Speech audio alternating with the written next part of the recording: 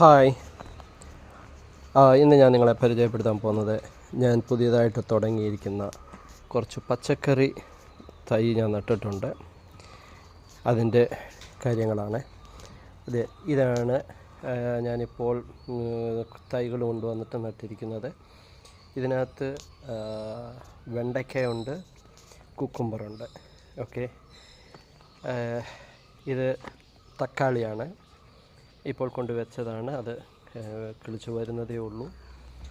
ഇതും തക്കാളിയുടെയാണ് തൈകളാണ്, തക്കാളി തൈയാണ്. ഇത് വെണ്ടയും കുക്കുംബറും തക്കാളിയും. അതുകൊണ്ട് തന്നെ ഇതാണ് ഞങ്ങളുടെ മുളകാണ്. ഇത് ഉണ്ടമുളകാണ്. എനിക്ക് ഇവിടെ തന്നെ ഉണ്ടായിരുന്നു.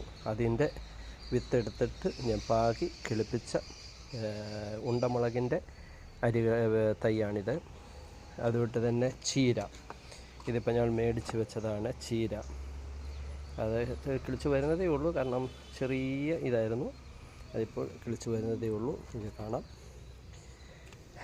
ഇതും അത് തന്നെയാണ്, കുക്കുംബറിൻ്റെ തൈകളാണ്. അതുകൊണ്ട് തന്നെ ചീര, ഇതിപ്പോൾ കുറച്ച് വലുതായിട്ടുണ്ട്. ഓക്കെ, ഇത് ഞാൻ ഓറഞ്ചിൻ്റെ തൈയാണ്. ഇവിടെ കിളിച്ചു വന്ന് ചെറിയ അരിയായിരുന്നു, കിളിച്ചു വന്നു. അതിനെ ഞാൻ എടുത്ത് ബാഗിലാക്കിയിരിക്കുകയാണ്.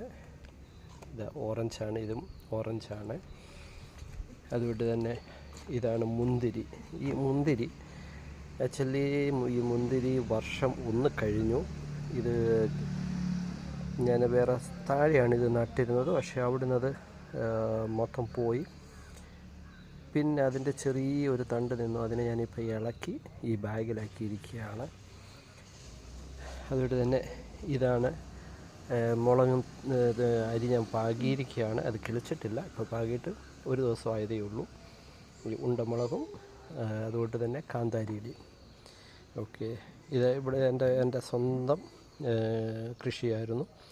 കാന്താരിയുണ്ട്, ഉണ്ടമുളകുണ്ട്. അതിൻ്റെ വിത്തെടുത്തിട്ട് ഞാൻ പാകിയിരിക്കുകയാണ്. ഓക്കെ, ഇതാണ് ഇന്നെൻ്റെ. അതുകൊണ്ട് തന്നെ ഇത് എനിക്കൊരാൾ തന്നതാണ്. ഞാനതിനെ കൊണ്ടുവന്ന് ചട്ടിയിലാക്കി. അതുകൊണ്ട് ഇപ്പോൾ ചെറിയ വിത്ത് അതിൽ നിന്ന് പൊട്ടിക്കിളിച്ചിട്ടുണ്ട്. ഇതിനെ പറയുന്നത് സർപ്പച്ചെടി എന്നാണ്. ഇത് രാത്രി കാലങ്ങളിൽ ഓക്സിജൻ നമുക്ക് തരും. പകൽ സമയങ്ങളിൽ ഇത് കാർബൺ ഡൈ ഓക്സൈഡാണ് പുറപ്പെടുവിക്കുന്നത്. രാത്രി കാലങ്ങളിൽ ഇത് ഓക്സിജൻ നമുക്ക് ആവശ്യമായത് തരും. ഇത്